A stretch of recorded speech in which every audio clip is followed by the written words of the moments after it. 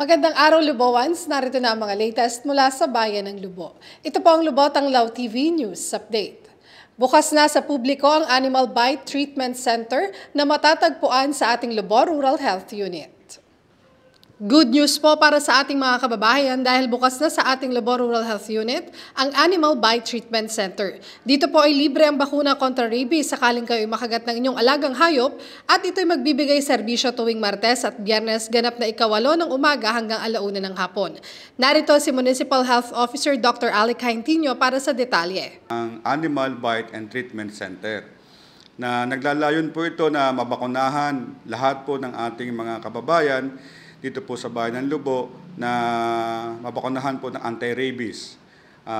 Ito pong anti-rabies ay ibinibigay po namin ito ng libre dahil ito po ay provided ng Provincial Health Office and DOH Region 4A. And ito pong Animal Bite and Treatment Center, ito po ay isa rin sa mga serbisyo na gusto pong ipaabot ng ating mahal na mayor para sa mga kababayan natin dito sa Lubo. Ang Animal Bite and Treatment Center ay unang health medical service na inilunsad under ni Mayor at saka ng ating Lubo Rural Health Unit. Itong medical service na ito ay kalisabay ito dahil ang unang naglunsad nito ay ang Lubo Municipal Hospital na may schedule sila rito tuwing Monday and Thursday.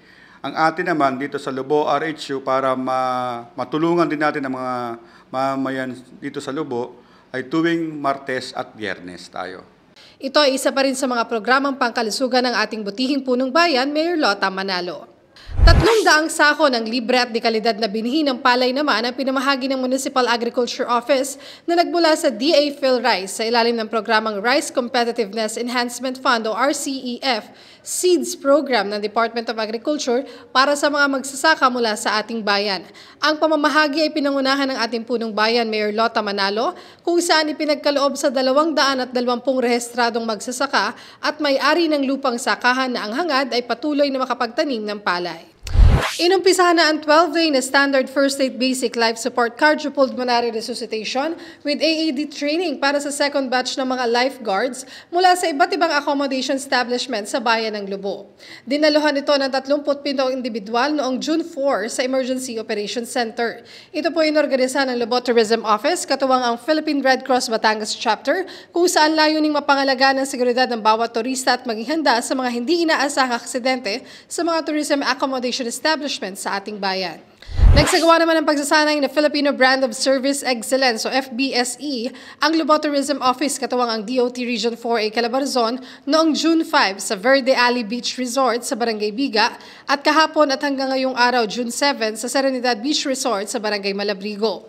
Ang FBSE ay pagsasanay na may 3 cluster at pinangunahan ni DOT Regional FBSE Trainer Maria Fe Cantillo Rofule kung saan 40 kalahok mula sa iba't ibang tourism enterprises gaya ng resorts, newly registered restaurants at accommodation establishments para sa pagbibigay ng mahusay at dekalidad na serbisyo sa mga turista, bisita na pupunta sa ating bayan at para sa maayos na pakikipag-ugnayan sa customer nang hindi nawawala ang Filipino values. At yan po ang mga latest na balita buhat sa Bayan ng Lubo. Para sa iba pang updates, maaari niyong i-follow ang ating official social media pages. Ako po si Angelique Atienza Romero at ito ang Lubo Tanglaw TV News Update.